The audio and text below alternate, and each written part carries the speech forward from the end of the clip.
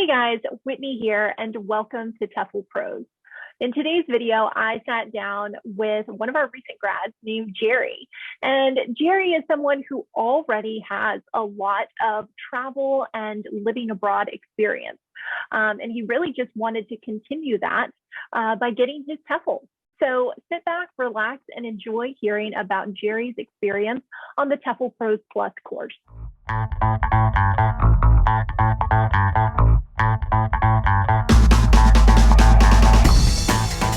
Hey Jerry, how you doing? I'm well. How are you? Good. I'm so glad that we could take a few minutes and have a little chat today. Yeah. All right. Well, I know that you just graduated a few weeks ago. So I was just kind of curious, could you take me back to before you even got on the program? Where were you at prior to taking your TEFL training? You know, I was in the market for to do a TEFL training for a long time. I've just kind of either procrastinated with it, or I just something else came up, especially with because I was doing a lot of traveling these last couple of years. And then recently, when I just got back, I think it was like late August. I was in a position where I don't have anything going on now. I don't have any plans to go overseas for any projects. I don't have any volunteer work to do. And I was just kind of wondering, what do I do now? And then I just decided that maybe now's a good time to get TEFL certified, and then wait till the new year and see what happens, what opportunities come up, and if I have to travel, if this is something that I can use to my advantage. I think it's a good time to do it right now. Yeah. And so I just went ahead and did it. You know, I was never really hesitant about wanting to do it. It was just when can I do it? I always planned on doing it, maybe overseas somewhere, in a classroom. I didn't originally plan to do it online, but that's with the circumstances being what they are. I went ahead and did it online. Yeah, and now I remember from your strategy session call that we were talking about your previous experience overseas, right? You've already lived overseas before, correct? Yeah, I lived in the Czech Republic in Prague. I was there on a work study. I guess you call it work study. It was through a school over there. It was an acting filmmaking program. So I was living there, and while I was there, I had met a lot of people that were either American or Canadian. And the one thing that they all had in common is that they were all English teachers. And I always kind of kept that in the back of my mind, assuming that, if I wanted to come back or if I wanted to stay, maybe this is something I should look into.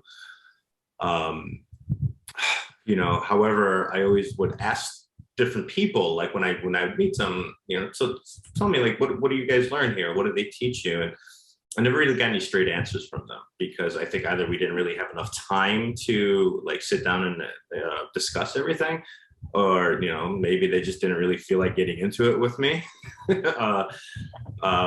Or some of them just kind of don't really know how to answer the question, because if somebody asked me right now, it wouldn't be a simple, oh, this is what they teach you, because there's so many things. So it could have been a combination of all three. It could have been one of the three, all of which I wouldn't blame. Okay. So you kept hearing about this thing called TEFL or EFL, but you just didn't really know what was involved. Is that what you mean? Well, I kind of knew. I knew what TEFL was. It wasn't until I went overseas that I actually met people that actually have this. Prior to me living overseas, I had met a lot of people that were, oh yeah, I'm leaving. I'm going to be living in Korea for a year. I'm going to be there. Nice. I'm teaching English, and through them, I learned about what TEFL was, but I was never really in front of anybody to actually understand. I never actually met anybody who was actually doing it full time. Yeah. So then how did that influence you once you started looking and searching for different courses to take? I guess that would be kind of interesting to hear your perspective, because you knew vaguely what it was, but you, like you said, you didn't get any straight answers from people. So what was that experience like for you doing your research? It was very, very overwhelming. Okay. Yeah. You know, the funny thing is, there's so many, when I went online to like look up different courses, or Yeah. when I say different courses, different people who offer these courses, there's so many. Yeah. And everybody that I had talked to was always recommending this, the program that they went through. Mm-hmm. And I'm assuming that because you only have to take it once, Mm-hmm. that was their experience, and it was a good experience, or they got what they wanted out of it, and they figured, Mm-hmm. okay, well, not necessarily asking what my motivations are for it. They assuming what their motivations were, they were just, yeah, take this one, take this one, take this one. So when I was looking through all of these, it's really funny. I got kind of caught with the names of a lot of these courses. One of them was like Oxford TEFL, and like I was like, Oxford, and I started thinking to myself, like, that sounds really like prestigious, but what if somebody asked me, like, did you really go to Oxford? I have to tell them no. But you know what it is I was very hesitant originally to take it online, because I thought it was going to really miss out on the school, the in-class experience. Sure. And I usually gravitate towards that, because if I have a question, it could be answered on the spot. I've taken online courses in the past with like college, and I didn't have a good experience with them. And I was very afraid that it was going to be like that. And if I had any questions, I was going to be directed to, oh, here's a Q&A page of frequently asked questions. Yeah. Mm-hmm. And inevitably my question's never on there. Yeah. I know. There's only so much you can put on a Q&A page, right? Right. Yeah. So after all this research, I decided, I decided I was going to take it in the next country I visit, but with COVID and everything happening, everything was being done online. So inevitably I had to take it online. The only difference between the course with you guys and like if somewhere in Europe is that it was online, but it was in class form, like every day between these hours, you have to be on the Zoom. And I was afraid that I wasn't going to be able to make it all the time. Yeah. Mm-hmm. So no flexibility. It's like very rigid schedule. Yeah. Yeah. That's understandable. Yeah. So then you hopped on a strategy session call. I'm sorry? And then you hopped on one of our calls. And yeah, that was a convincer. It was, actually what really, when I was looking at online courses, I was of course looking at the ratings, reading the reviews and everything. Yeah. I think it was just, it just seemed a little more personal with you explaining as opposed to me reading it. I got to feel a little bit more of a personality behind it, and kind of to understand who was behind, who was running this course. Mm-hmm. And then, so looking into it, I noticed that going through your website that there is a, I guess you can call it a screener. You're talking about the call? The call. Yeah, we call them strategy sessions. But okay, yeah, it's like a little interview before you onboard. Definitely, yeah. Well, the interview session that we had, I thought it went well, and you were able to answer a lot of the questions. Well, all of the questions actually, and at the end of it, I kind of understood exactly what I was going to be getting out of this. Mm-hmm. But I'm always questioning things. So I said, like, let me give it a second. Let me look into a couple other things. And then literally, like I opened up my computer, I logged on, let me look at this course. And then the minute I clicked on it, it started like within like 2 lines, I'm like, why am I reading this? Like, I already know like what they're offering. I mean, like, it's just kind of like, this is kind of useless at this point. I'm like, I talked to a real person here. I got all the straight answers. let's just go ahead and take a chance with it. I mean, either one of them was going to be a chance. I took a chance with yours, and I'm happy I took that chance. Oh, well, we're happy too. You were great to have on the course, Jerry. I think it was great. You were willing to ask questions, which is such an important part of being a part of a training program. When you're going into a profession like teaching, it's very hands-on, very practical in nature. So I loved that you always had great questions for the strategy sessions, for the coaching calls every week, which was wonderful. Yeah. So on the course itself, what was your experience like? It was actually, it was wonderful, actually. And as I said earlier, I was very hesitant about taking it online. But I guess the way you structured it was pretty, trying to think of the right word, for lack of better words, well structured. Videos were exactly what I felt was everything in the videos was necessary. Okay. What I enjoyed, well, before I get into what I enjoyed, I knew that if I emailed you guys responded right away, or you responded to me right away, and I appreciate that. There's the coaching calls were there. The course also allowed me to move on, even if I had a question on a Thursday and had to wait till Tuesday, I can move on and come back to the previous question without it, preventing me from moving forward. But what I would do with your course, because there is a lot of reading and videos, I would print out the lessons. Yeah. Sit down, read them, take notes, highlight, the whole 9 yards. And then I would sit on my recliner and just listen to the to the video and read along with it. And then like the in-class videos, I have I printed out their lesson plan, and I'm holding it in my hand, just like I got my feet up, and I'm just like watching. I love that, Jerry. Yeah.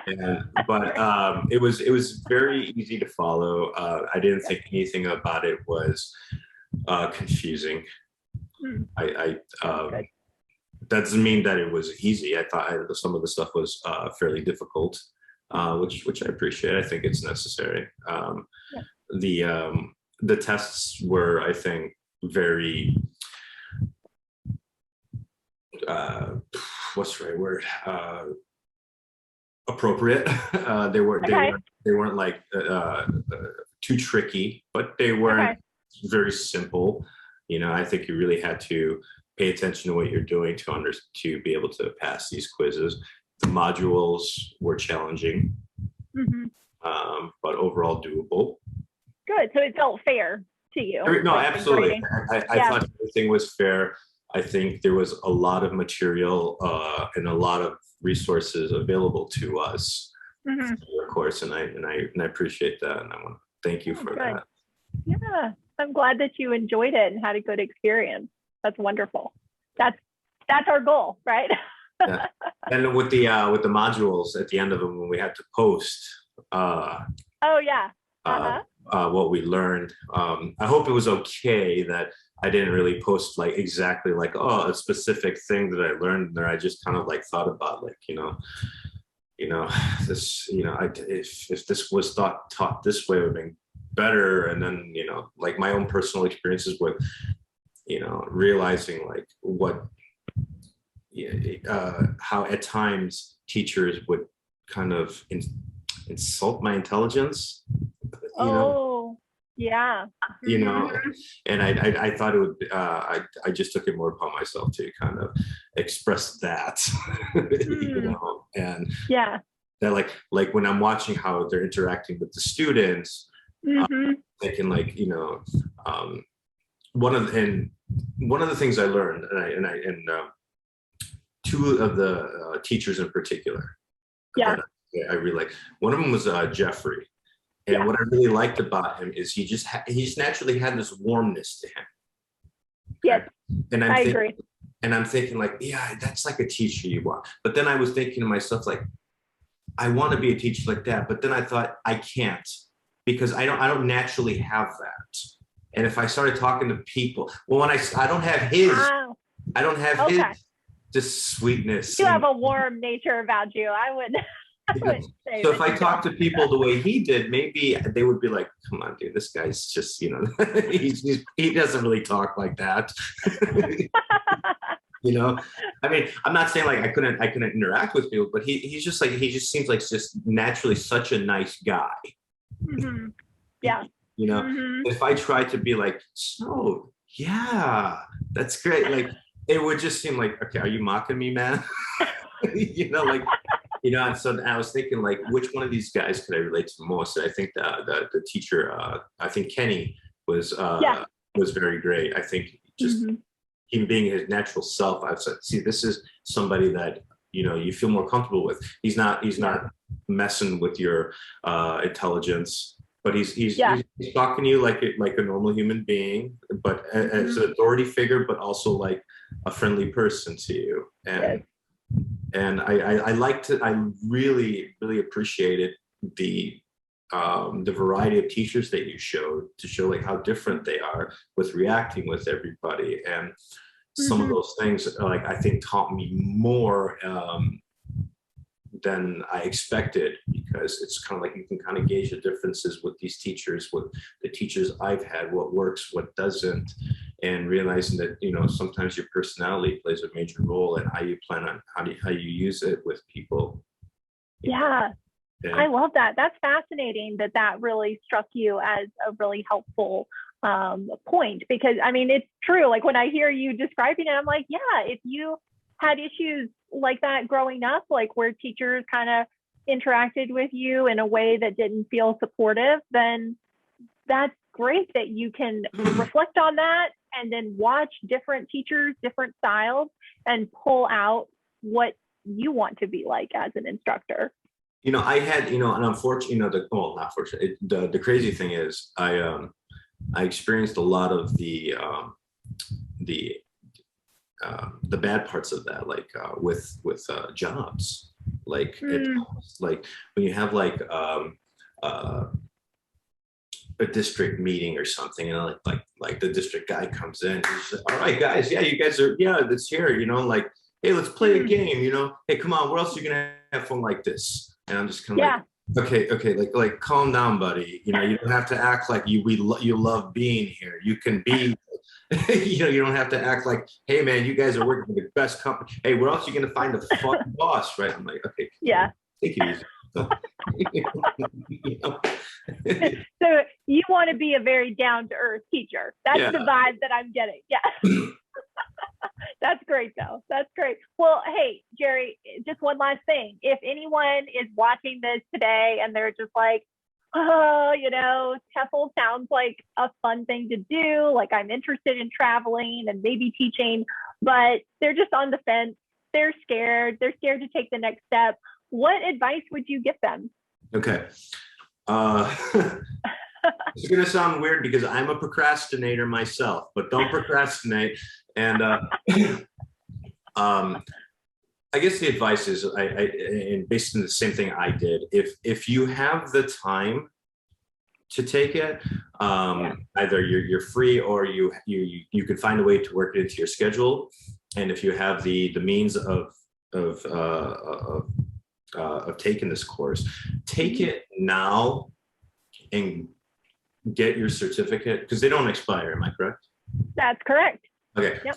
They don't expire, and kind of like your passport, you know, like when I was getting ready to travel, that's when that's when I went to get my passport done, and it's just like all this, you know, the picture's too big. You know, redo this.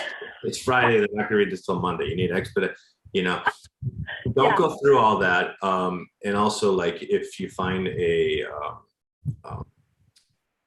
an opportunity arises, but you need your certificate, you're going to have to pass on it. And then if you don't have it, if you don't start taking it, and you're going to get another opportunity, you know, don't.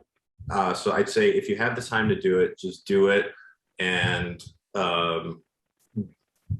don't make getting the certificate your problem. Make your problem remembering where you stashed it.